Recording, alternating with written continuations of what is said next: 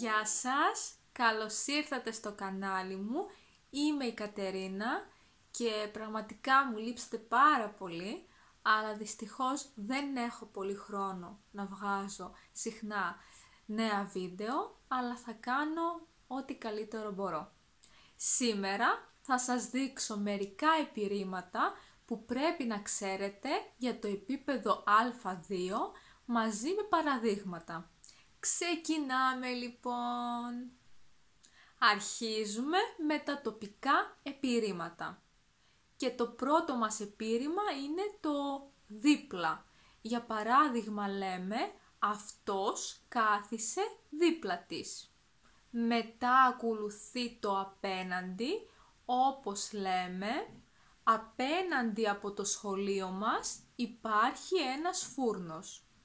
Και επίσης έχουμε το γύρο, όχι το πίτα γύρο, το επιρρήμα γύρο.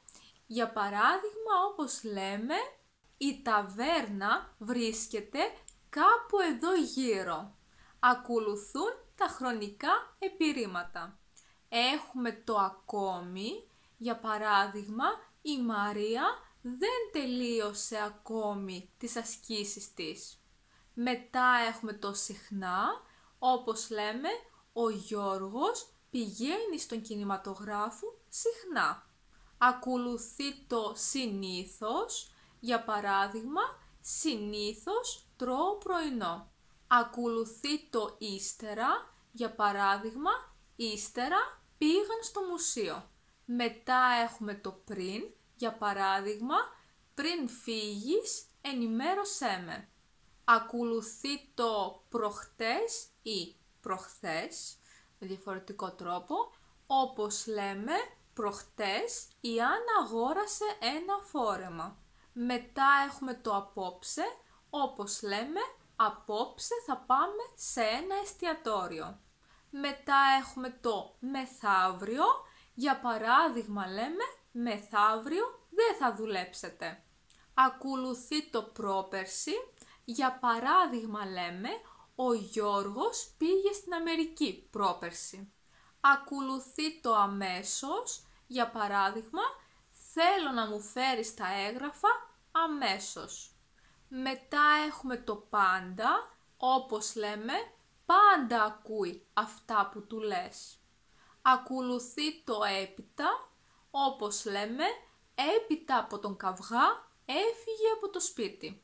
Και επίσης έχουμε το μετά. Για παράδειγμα λέμε μετά θα πάμε στο πάρκο. Ακολουθούν τα τροπικά επιρρήματα. Έχουμε το όπως, για παράδειγμα λέμε κάντο όπως θέλεις. Ακολουθεί το ακριβώς, για παράδειγμα θα κάνει ακριβώς αυτό που της είπες. Μετά έχουμε το ευτυχώς. Για παράδειγμα, ευτυχώς προλάβαμε το λεωφορείο. Και επίσης έχουμε το δυστυχώς. Για παράδειγμα, δυστυχώς το τρένο έφυγε. Ακολουθούν τα ποσοτικά επιρρήματα. Αρχίζουμε με το τόσο. Για παράδειγμα λέμε τόσο πολύ ήθελα να τον δω. Δηλαδή ήθελα να τον δω πολύ. Τόσο πολύ.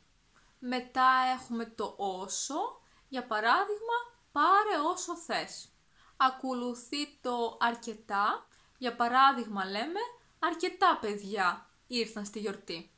Μετά έχουμε το μόνο, όπως λέμε μόνο εσύ θα πας.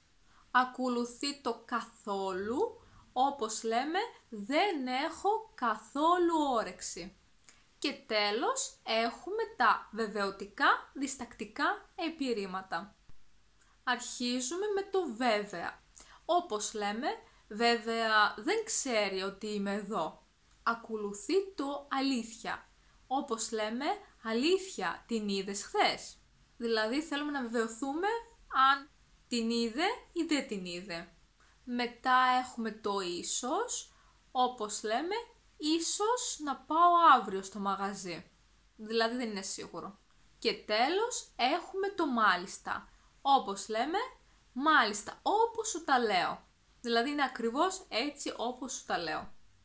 Αυτό ήταν λοιπόν και για σήμερα. Ελπίζω σας άρεσε το βίντεο και να σας βοήθησε, ειδικά αν είστε στο επίπεδο Α2. Μην ξεχάσετε να πατήσετε μου αρέσει και να κάνετε εγγραφή στο κανάλι μου. Επίσης, μπορείτε να με βρείτε εδώ. Ελπίζω να είστε όλοι σας καλά και θα τα πούμε πολύ σύντομα. Γεια σας!